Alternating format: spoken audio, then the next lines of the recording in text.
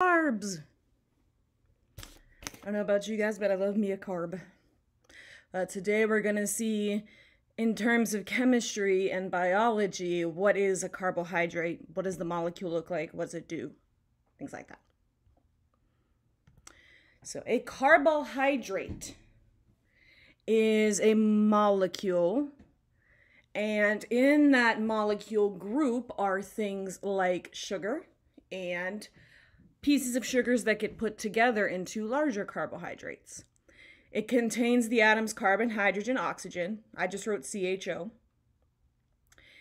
The monomers, that was the one small piece, like the one Lego brick. The monomers are called monosaccharides, and the polymers, it's many of them put together, are called polysaccharides. Your secret word for today will be polysaccharide. A monosaccharide. Mono means one. Saccharide means sugar. So these are simple sugars. They're only about 3 to 7 carbon atoms long. You might see them in a line shape like this picture down here. You might see them kind of in a geometry shape. This is called a ring in chemistry. Oops, sorry. Technically, both are correct because they both appear the same way. Function of a monosaccharide is fast energy. These things can break down super quick, get you energy right away. And they usually end in OSE. See, glucose, fructose, ribose, galactose. The one you should for sure, definitely, absolutely remember is glucose. It's going to come back later in this unit when we talk about photosynthesis. That's the one that plants make. A polysaccharide is many of them put together. So if you see this little ring right here, this dark red one, if you put a bunch of those together into a big old structure like this, that's a polysaccharide. Poly means many.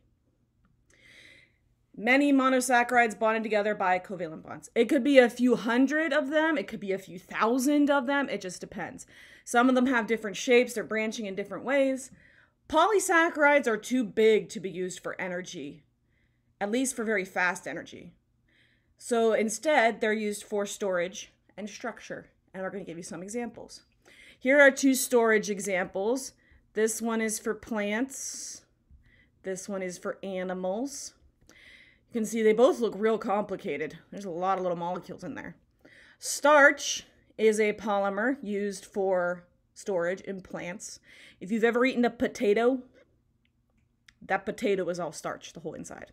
It is stored in the roots of plants so that they can use it whenever they can't do as much photosynthesis. In animals, we have glycogen, and that is stored in our liver and muscles so that way we have some energy left. So like if you had to run away from a Tyrannosaurus Rex, you would have extra glycogen hanging out in your muscles that you could use for energy. And here's structure. This one is plants. This one is animals and fungi. Cellulose is what is in cell walls of plants. If you've ever eaten a vegetable and it was crunchy, cellulose. That's why vegetables are crunchy, because cellulose is crunchy. Chitin, so you pronounce this C word. Chitin is a bigger polymer that is used for structure in animals and fungi. So it's in fungi cell walls, similar to plant cell walls, but made of something different. And in bugs, insects, and some things that have shells like crabs, part of their shell is made of chitin. So chitin is also crunchy. So if you step on a bug, it's crunchy. So yeah, cellulose is more crunchy, but the reason why you have the crunch is because of these 2 molecules. They're very complex and hard and crunchy. Yay, carbs! Let's back up here. Do a quick review. You should know what a carbohydrate is, what's it used for. The small ones are called monosaccharides, and they're used for fast energy. Their names end in "-ose. The big ones are called polysaccharides. They're used for structure and storage, such as these examples. One of the monosaccharides combines with many of its friends to make a polysaccharide. Got it? Alrighty.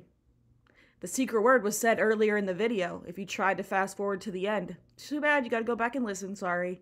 See you next time.